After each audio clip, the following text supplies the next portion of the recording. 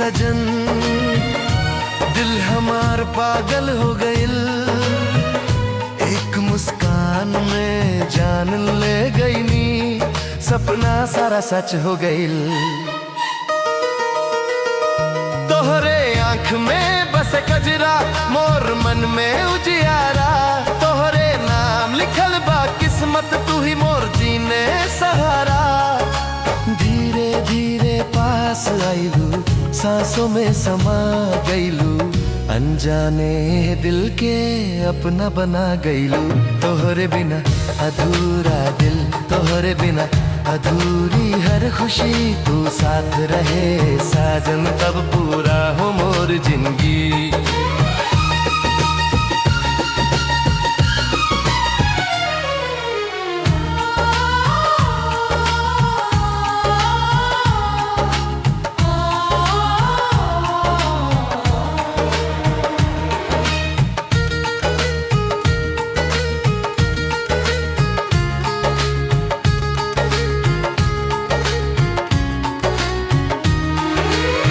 चांद भी शर्माए साजन, जब तू सामने आ जाले।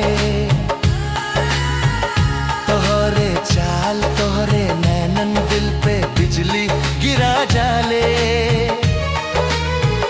तोहरे हंसी में बसल बा मोर हर एक अरमान। तोहरे बिनाए जिंदगी लागे सुना जहां। तोहरे साथ हर मौसम लगेला बसंत बहार। तोहरे बाहों में साजन मिले सुकून, मिले प्यार। तोहरे बिना अधूरा दिल, तोहरे बिना अधूरी हर खुशी। तू साथ रहे साजन, तब पूरा हो मोर जिंदगी।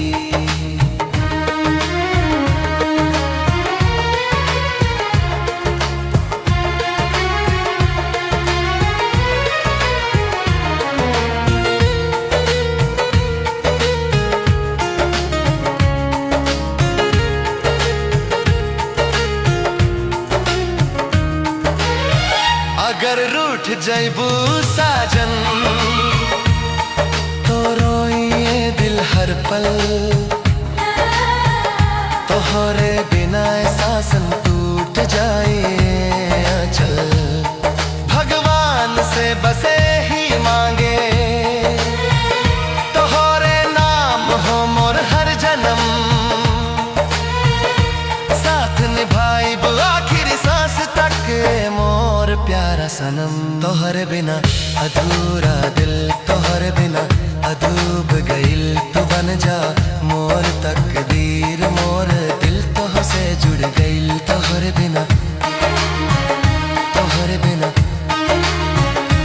हर खुशी अधूरी लागे। तोहरे साथ ही साजन,